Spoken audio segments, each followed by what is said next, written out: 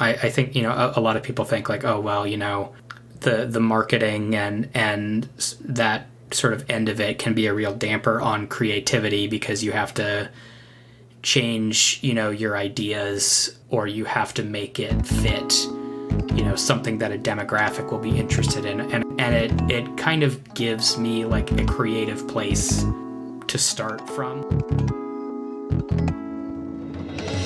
Welcome to the Draw Your Dice podcast, the show that calls on the champions and new contenders of the tabletop RPG arena. My name is Jeremy Gage, and I am learning about tabletop game design and publishing. If you are a budding game designer or a veteran looking for fresh musings, stay tuned as we learn about the inspirations, processes, and philosophies of professionals in the industry.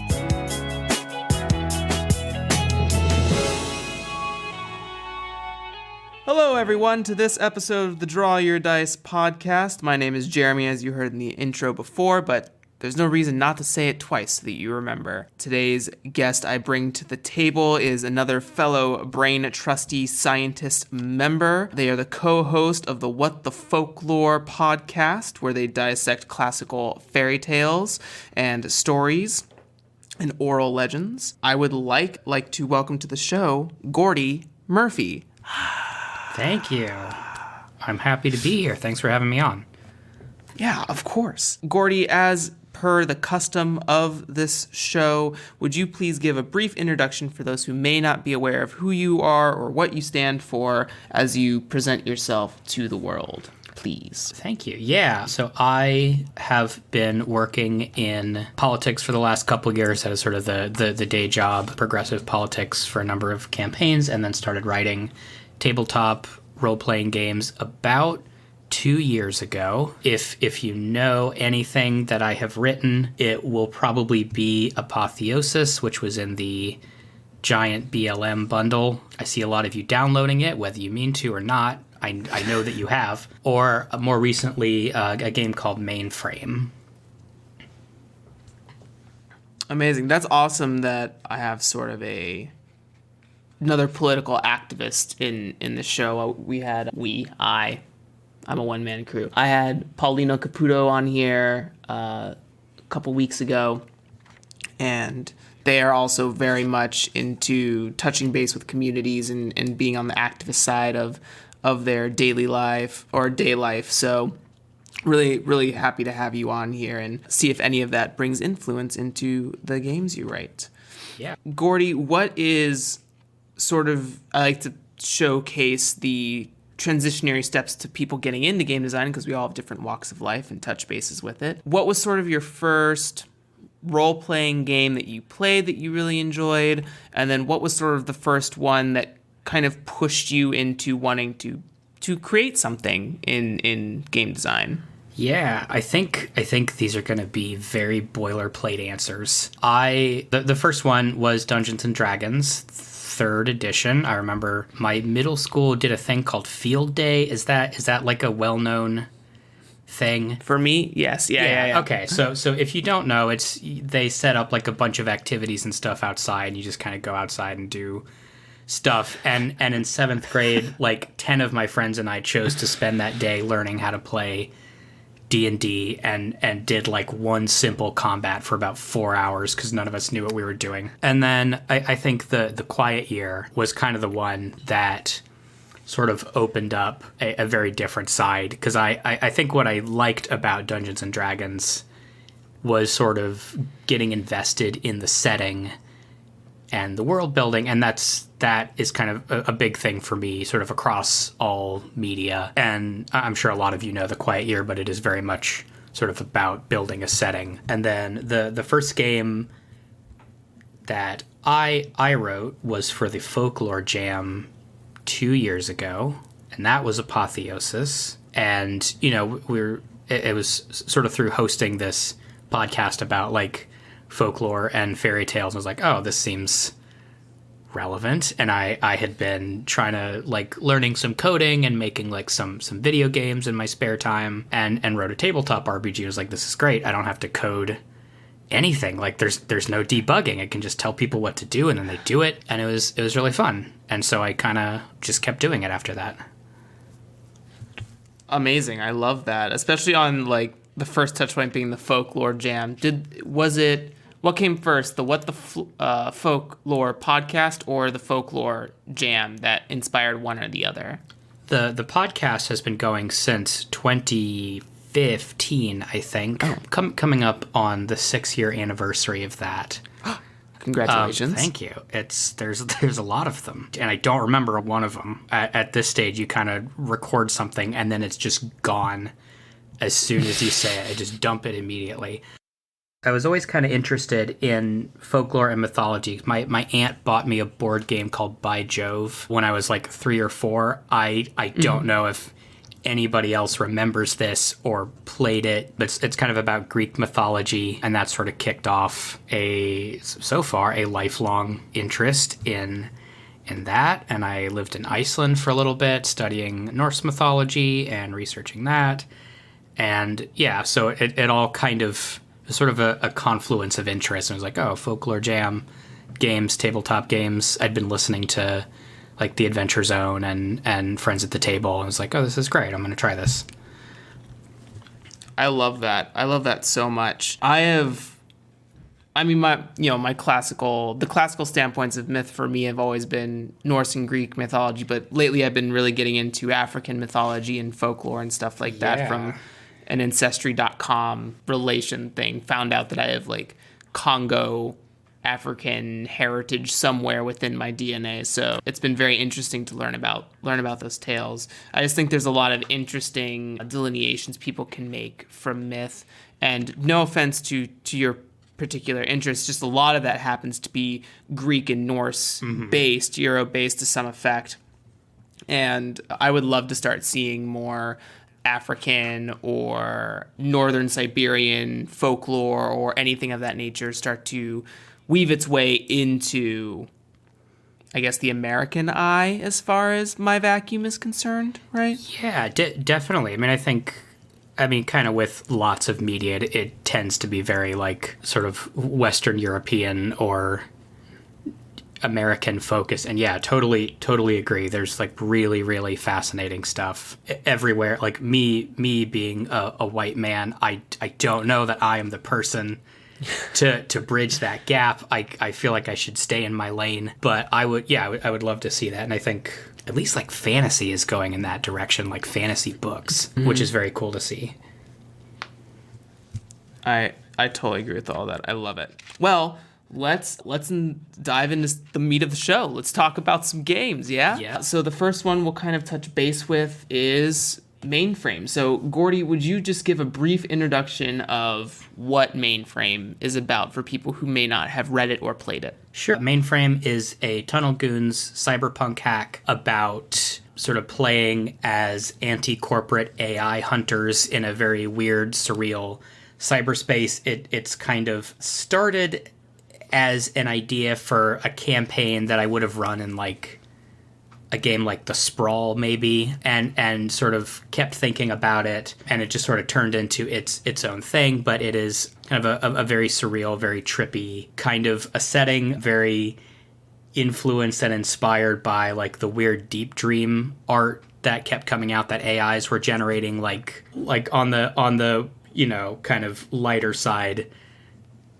I think there was an image that went around that like this AI was having trouble distinguishing between like dogs and fried chicken, but you get very like weird, interesting kind of patterns and things like that, and so it kind of morphed into like this is kind of the visual aesthetic that I'm going for, and I kind of just leaned into like I'm just gonna make this like its own game.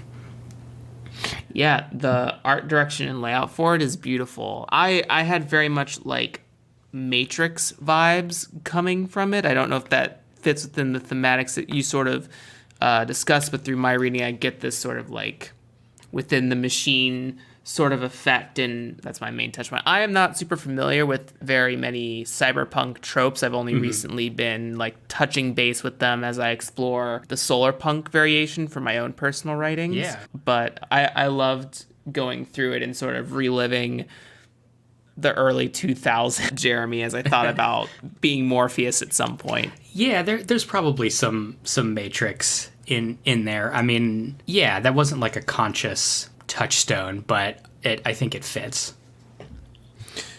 I find for how system the sort of dice model resolution mechanics of the game is the 2d6 system, I think you do some really interesting variations that one of them specifically I'd love to touch on is the glitch mechanic and how it kind of stirs the pot on sort of a pretty binary resolution system for the most part. But I love this concept of if it doesn't match a particular stat, then something extraordinary happens because of that.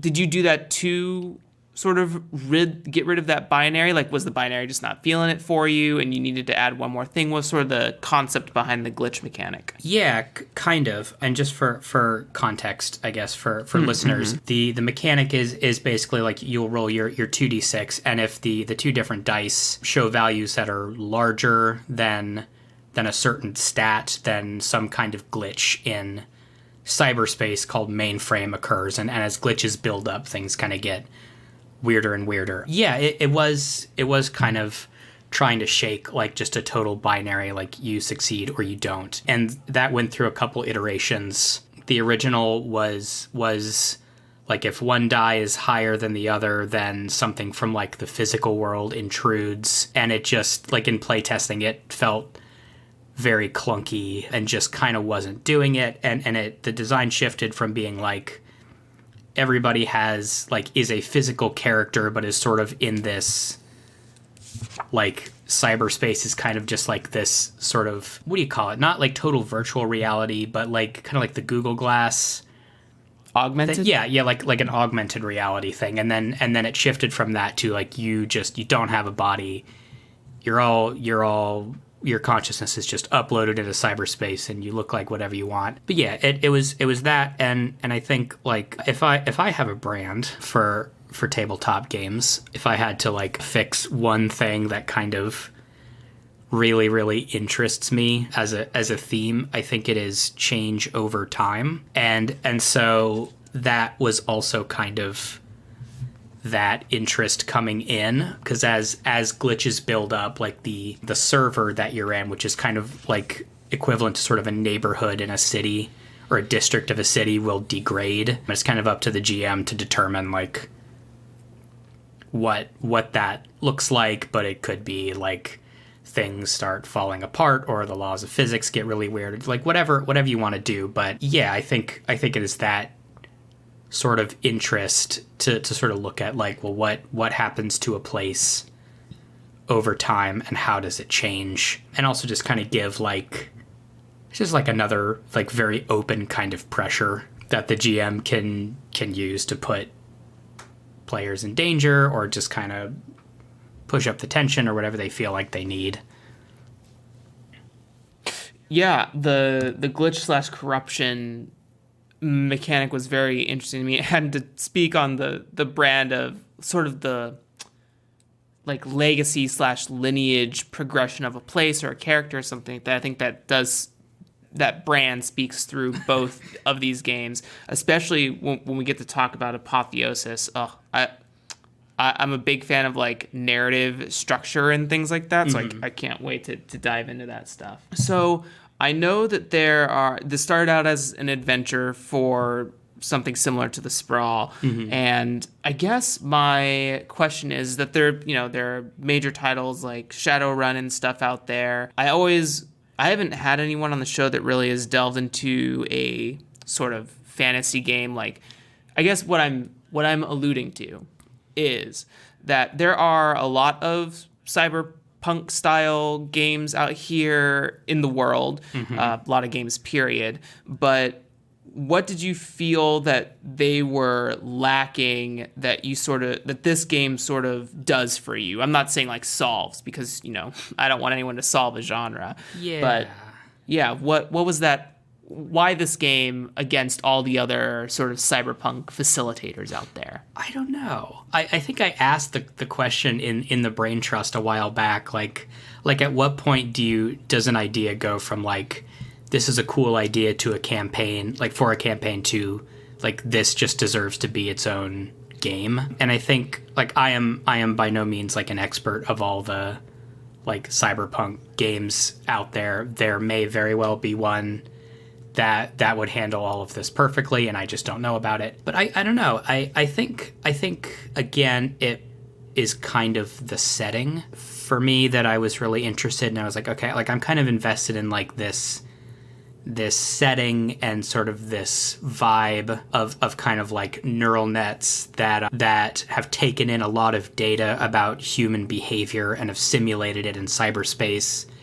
But and kind of the conceit of the game is that like you're all in cyberspace, and it is entirely run by AI, sort of corporate controlled AI, and you are trying to like hunt down and capture, destroy these corporate AI that are kind of making cyberspace a less free place to be. Yeah, and so while you're sort of running around in cyberspace, the idea is that it is sort of created and maintained by like hundreds and thousands of different AI. None of them are necessarily coordinated. I think in the rules that the metaphor is like, imagine that you like mixed up the pieces to 100 different jigsaw puzzles, and a bunch of people were trying to like assemble an image all at once. So it's just like very weird, and I was interested enough in like kind of that setting to just sort of write something about it. And I don't know, the Tunnel Goons kind of framework just worked really well. And it's a great foundation for lots and lots of things. And then I played Yokai Hunter Society, which is another great Tunnel Goons hack, kind of about sort of Japanese horror and monsters and hunting down monsters. And it sort of bridged the gap, and I realized like, oh yeah, this just sort of fits. I love that. And I love that it's in a setting where I think the reason why I connected the Matrix to it is that it's sort of a world where, or setting, or even space where anything can happen. You imagine it, it's there. It doesn't have, I really don't think that it has any genre limitation. Like, even though it has sort of like a cyberpunk baggage to it, it doesn't, dragons could show up. You could be in a forest. You could be wherever, especially with the other thing that really I loved was the server building tables that you have, and also the design of them. I just like the sort of hex crawl, maybe not intentional, but intentional effect that they have in the book. But I love that you can shift those tables and put really any words in there, and it becomes a completely different, has a different weight to it, but doesn't change anything about the game, which is cool, which I think it's like an agnostic game for any setting, which is really cool.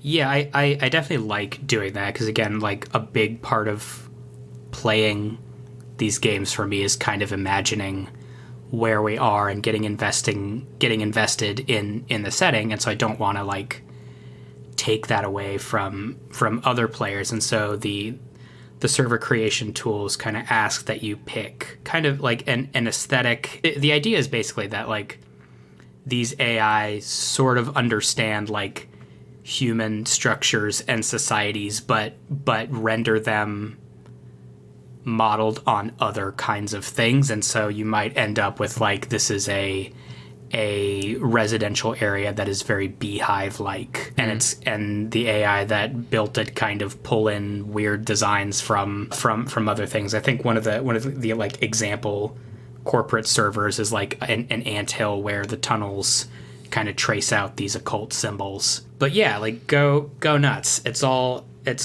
virtual. Make it look like whatever you want. If you want it to be fantasy, then go for it. That is your prerogative.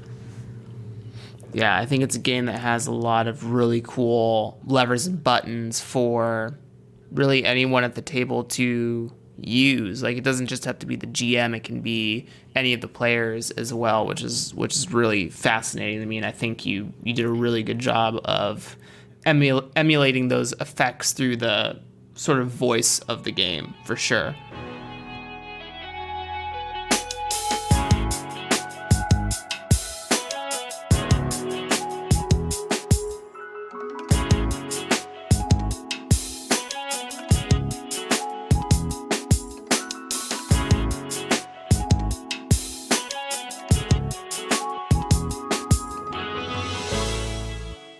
trends. So, Gordie, in the tabletop sphere, maybe something that is adjacent to it, what sort of trends are you seeing that you love are sort of peering their heads out of the noise? You know, what is something that's sort of like peeking on your radar all the time that you'd love to examine more of? Or are there any trends within you that you would like to speak into the universe for people who are thinking about game design out there? Trends within me. Yeah, I again am like definitely not an expert on this aspect of it, and so some of these are maybe things that other people have known about for a while, but I think like as I have kind of read more and learned more, you know, I started sort of thinking about things in sort of like, you know, the big like rules systems that you will find, and I think it's an easy thing to kind of latch onto, is like, okay, there's a lot of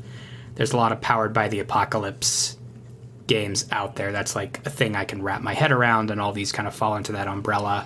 And then there's like Blades in the Dark is another big one. And I feel like I have been finding a lot more things that kind of aren't like hacks of any one thing, but kind of are remixing lots of different pieces of tech from different games in really interesting ways. I will shout out a couple of games. Aaron King's upcoming Patchwork World does some really, really cool things with like the Powered by the Apocalypse system and kind of how that is interpreted. That has a Kickstarter coming up for Zine Quest. You should definitely look at that. And then Adam Bell's No Stone Unturned is another very cool game that like kind of takes a lot of different pieces of things that are really interesting and kind of builds a very cool game and a cool like game loop out of it. The other thing that I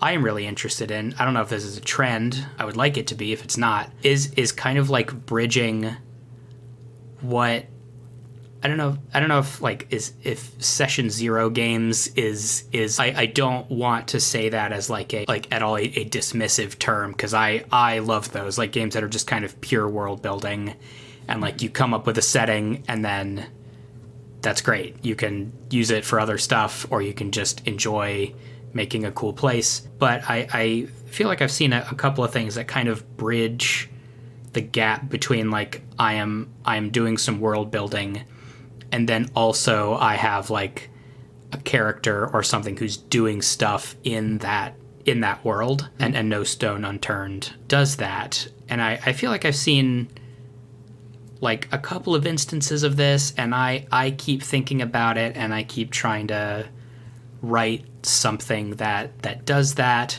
But yeah, I think like I've written a number of kind of just world building games, which again I love, but then I really want to be able to do something with that without kind of getting people back together and teaching them a different game and then going back and saying like, okay, remember we did all this stuff and we built this cool place, now let's learn a different game and make new characters and kind of do stuff in it. And that like that's fine. But yeah, really, really interested in kind of games where you kind of get to do that as you go, like you have characters and you get to uncover stuff and sort of decide what it means and kind of build the world as you move around in it. So it's at least a new-ish thing to me, and I would like to see a lot more of it. Yeah, I've only had limited experience with what you kind of coined as Session Zero games. I also call them like toolkit games, but I just recently played Grasping Nettles with Adam Bell over on the Plus One XP podcast, per the recording of this audio.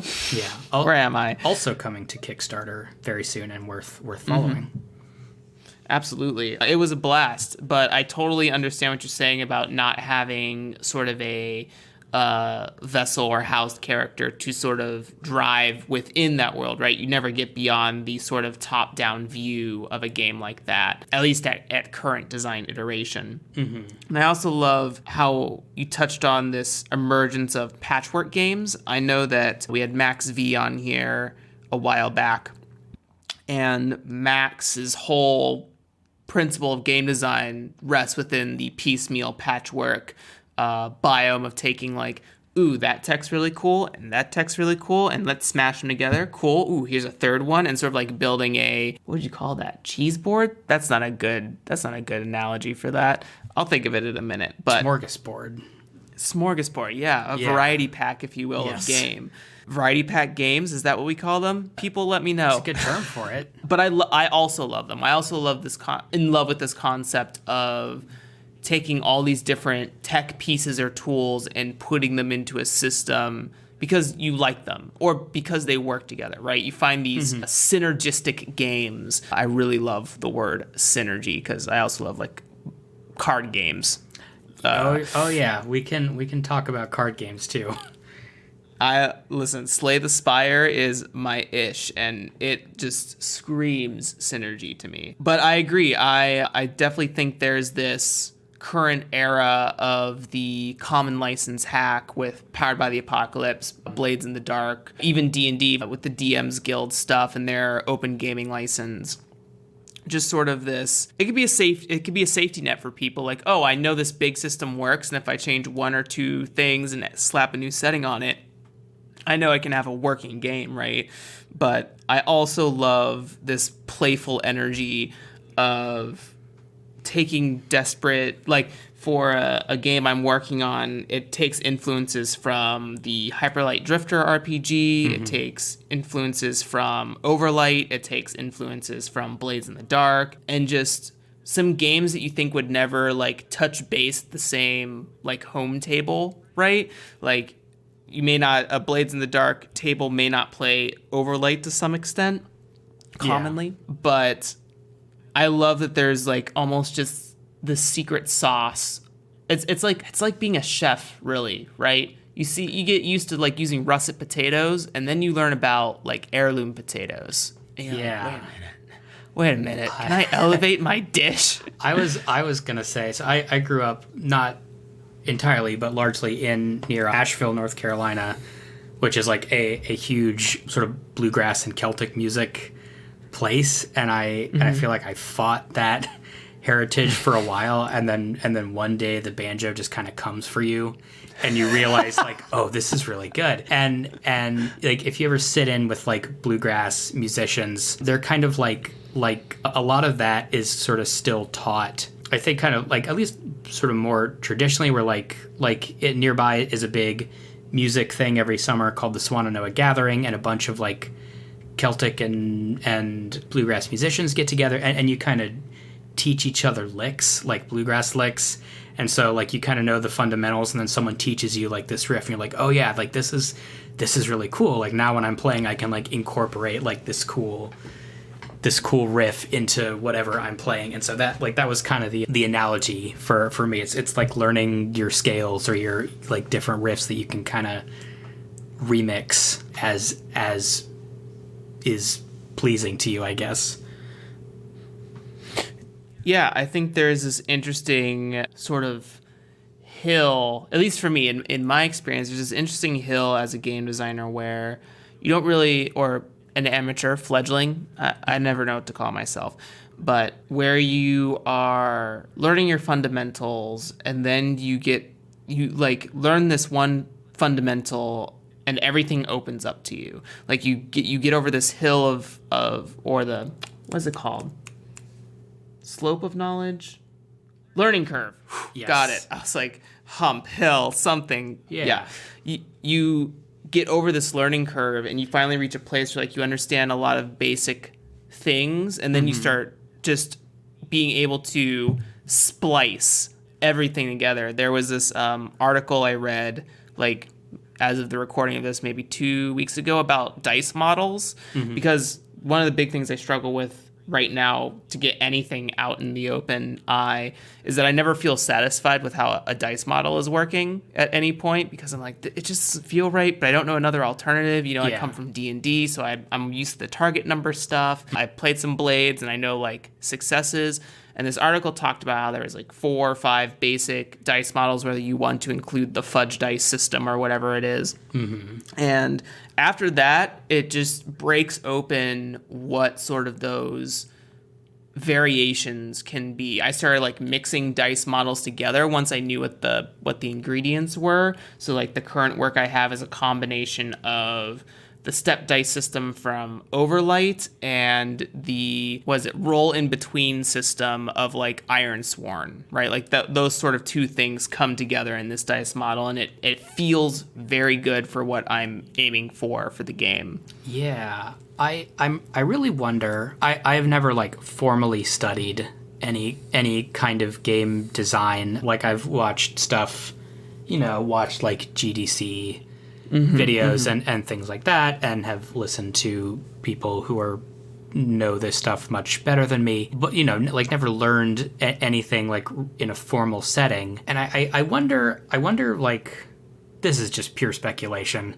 on my part, but like I kind of wonder how like the two approaches differ, because I did learn music formally, like took classical guitar lessons, which is very like, there is like music theory, which is sometimes like a very rigid thing, and you are sort of exposed to things in a specific order. And I think for me, sometimes like in music, you can get like really stuck in thinking about a scale, or like you can kind of get too tied to what the rules are supposed to be. And I wonder, I just wonder about like that approach to game design. Like, is it I don't want to say better or worse, but just like, how is it coming from like I know some people some people in the Brain Trust have like studied it more formally, and I feel like I just kind of have bounced from like, oh, this is a cool system, this is a cool idea, let me write a thing that's like this. And I don't know, curious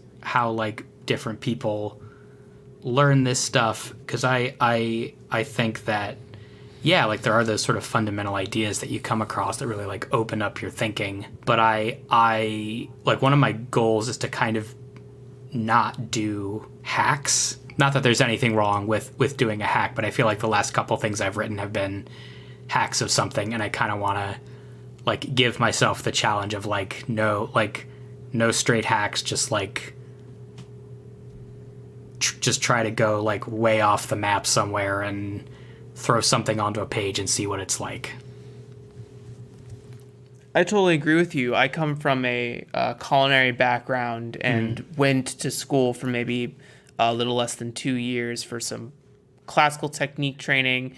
But for me, in reflecting on that, it felt much slower than actually applying that knowledge somewhere and learning about how meeting people that take those classical techniques and really abuse their tools. So, learning about different regional cuisines and then saying like, okay, well, why can't we combine Tex-Mex with sushi, right? Like, what's stopping us from doing that?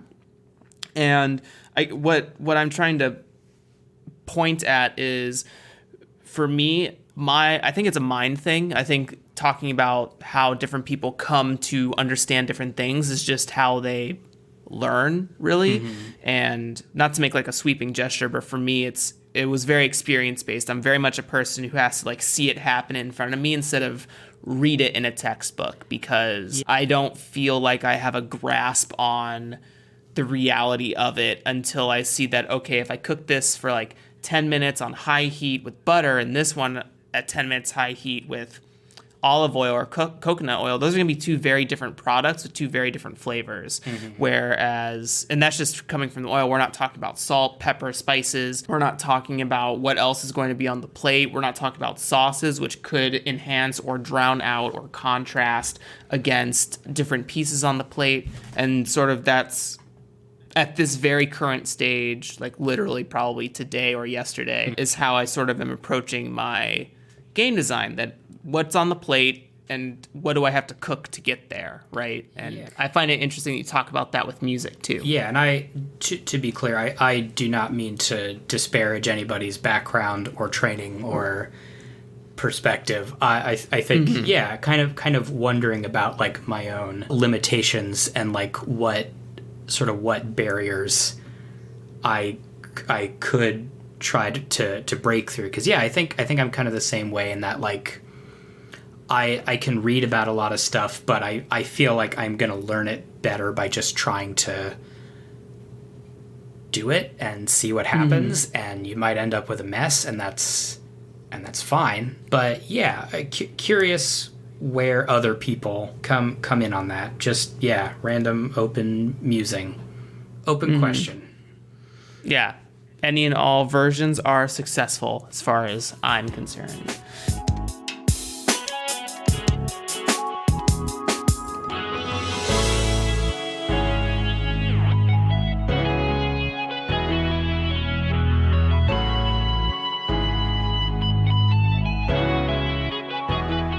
Apotheosis, which is not a huge game, but it is a huge game inside of 16 pages. It's amazing. Thank you. So, Gordie, for the folks on, would you just give a brief introduction of what Apotheosis is about? So this was my entry to the Folklore Jam 2 years ago. It is about how legends change over time. And so the general framework is that it's a GM-less, more like collaborative storytelling game than it is like a role-playing game. So you don't have characters, but you will kind of answer some questions about like a civilization or a culture and write an initial legend for them in a couple bullet points, and then change that legend over 5 generations in reaction to some major historical events. And I think it's wicked cool because before I started getting into game design, my previous attempt of application was to do novel writing stuff. And did a lot of study on narrative structure and storytelling. And I just have probably a great personal bias towards a game like this. And I'm also slowly, because of games like No Stone Unturned and Grasping Nettles, I'm slowly being very attracted to like index card based games where like lots of information is on something, you can swap and move around those pieces at your leisure. Yeah.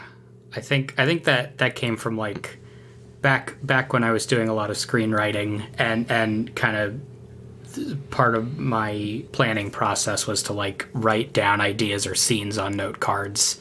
And it is really nice just to be able to kind of like move them around and have a nice visual of kind of what a story or a narrative looks like. So I think that's where that came from.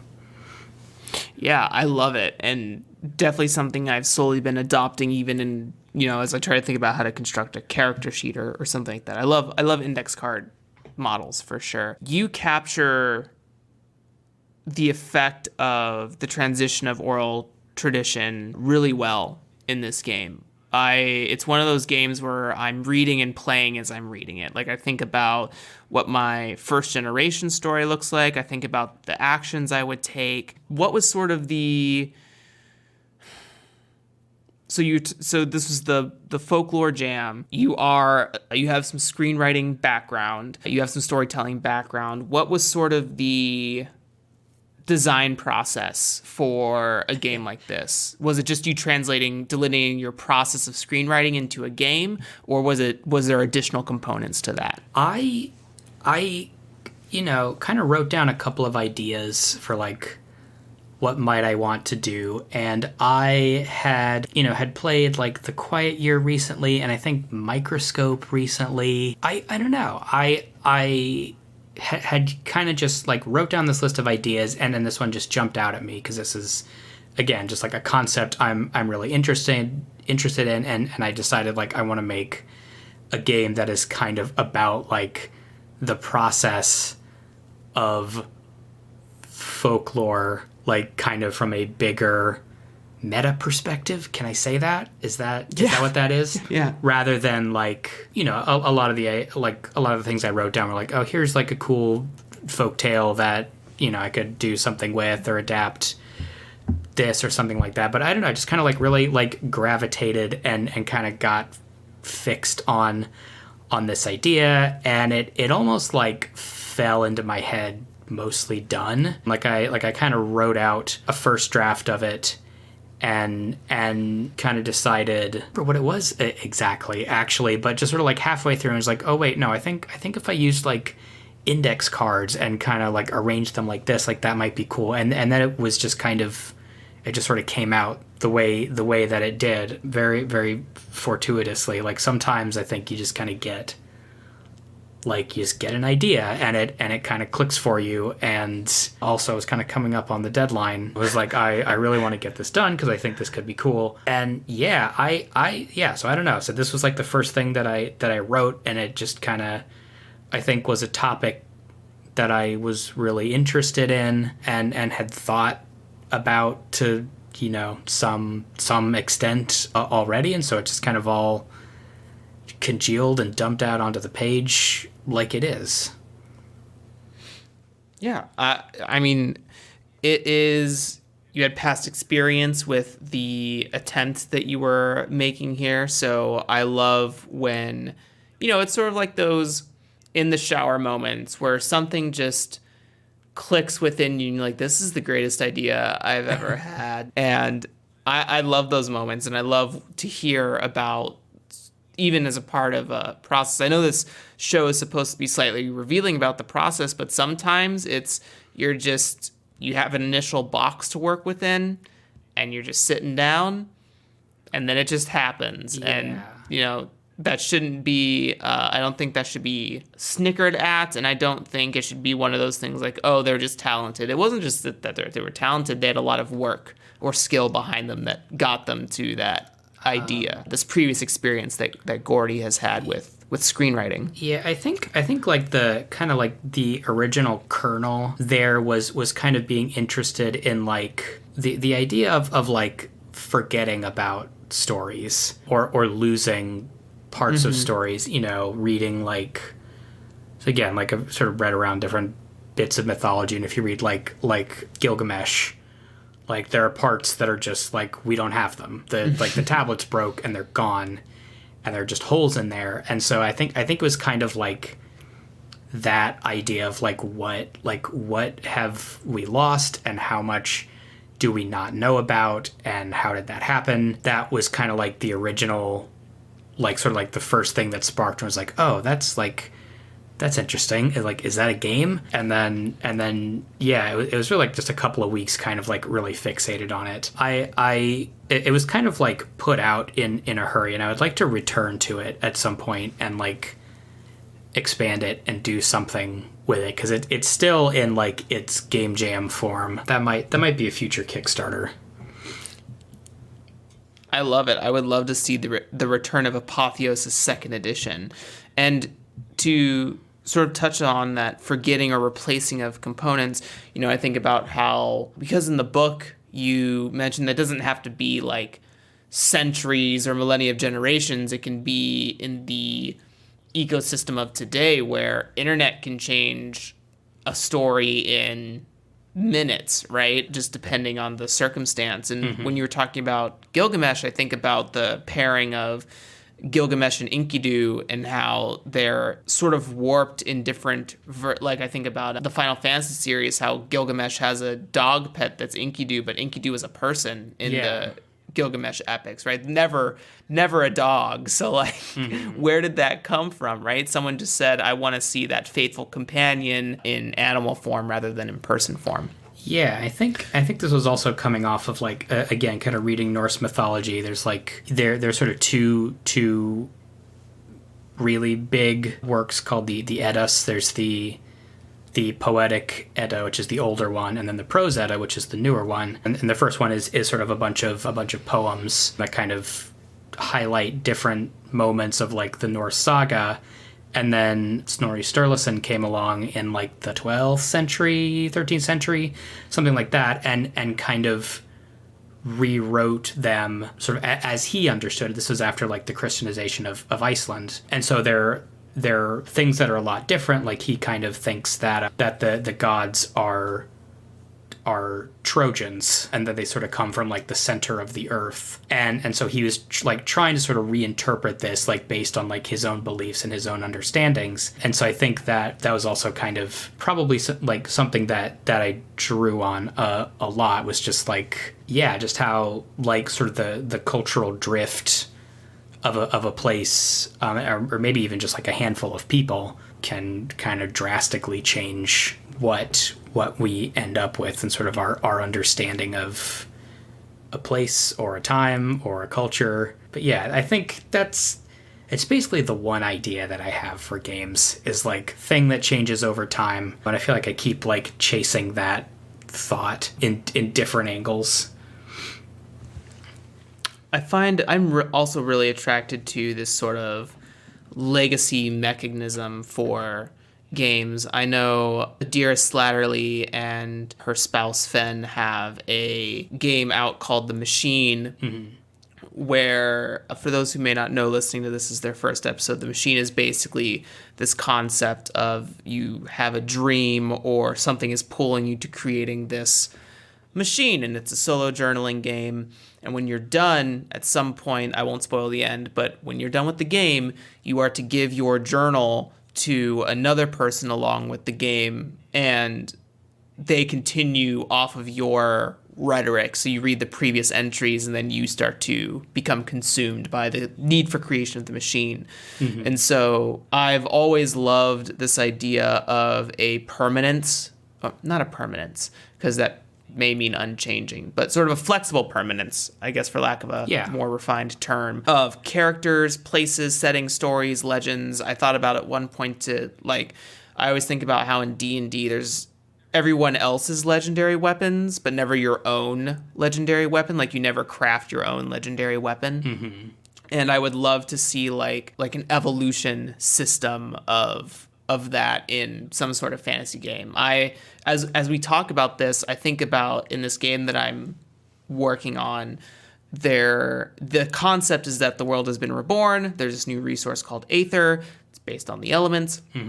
And now I think about that, if you want to keep playing the same character, I think about this near automata moment where you could sacrifice all the Aether skill you've built up in your character, give it away to society, and then start, like, do a new game plus, basically, that way. I think that would be a cool iteration of that. I think that's cool. I think there's like some kind of roguelike elements maybe to some of this, because I keep thinking about like, you know, some roguelike games, you know, when you die, you can sort of pass on an item or something to like your next playthrough. I'm kind of dry on examples off the top of my head, but that's like Kingsway does it. If anybody played Kingsway, it's a fun little game. But yes, I think that's kind of like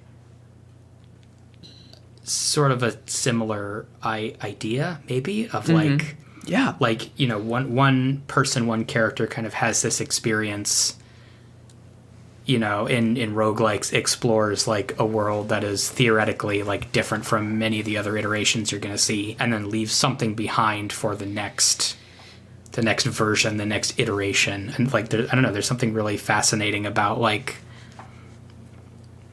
I don't know what you can tell about what passes from one to the next. Like, what is the significance of something that is important enough to preserve over time, between generations, between people, and is it more important than the things that didn't make it, or was that circumstance? Did somebody make a choice between this is important and this is not, or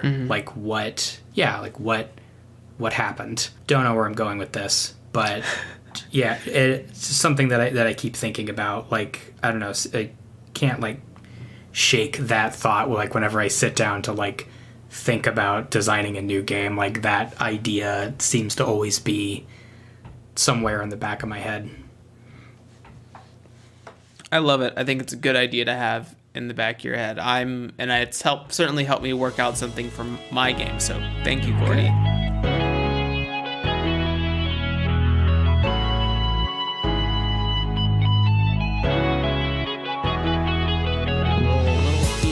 Here.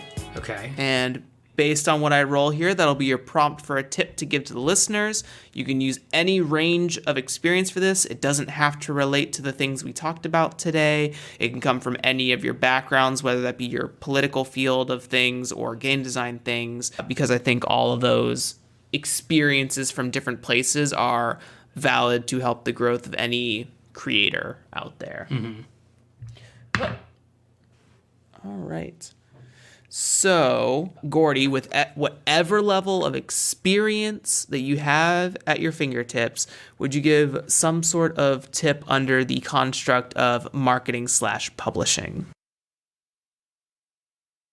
Yeah, well, I have a thought. So I used to do some screenwriting and some filmmaking in another life, and I think it was really helpful to kind of learn a lot about the marketing and sort of the process of publishing and kind of the realities of like what does it take to go from, you know, an idea to something physical. And you know, in something like film, I think the hurdles are a lot higher than in independent tabletop RPGs, because it is a discipline that requires a bunch of people to go somewhere at the same time and do things right over and over and over again on like a really tight time schedule. But I think, you know, in college, took some screenwriting classes, and it was very much like, you know, let's flex our creativity, let's tell a cool story, and I took some workshops after graduating, and one of the big things that I kind of took away was like writing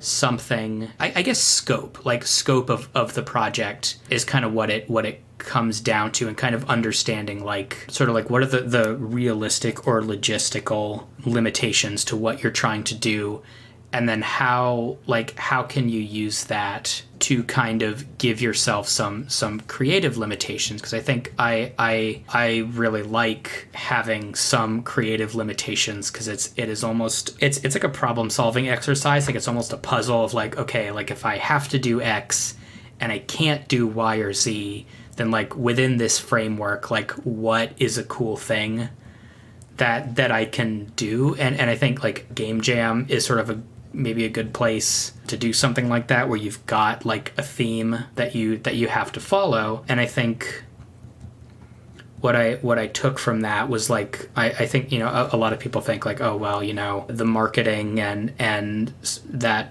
sort of end of it can be a real damper on creativity, because you have to change, you know, your ideas, or you have to make it fit, you know, something that a demographic will be interested in. And I feel like one of the things that I've kind of enjoyed doing is actually having somebody say like, well, like it can't be this, like it can't be X, it can't be longer than whatever. It has to involve something like this. And it kind of gives me like a creative place to start from, like just having like a couple of restrictions. And so I think, I don't know, I think there's maybe some weird creative opportunities in there that you can take advantage of without having to feel like you are being stifled by sort of the need to have to like market your thing. Does that make any sense at all?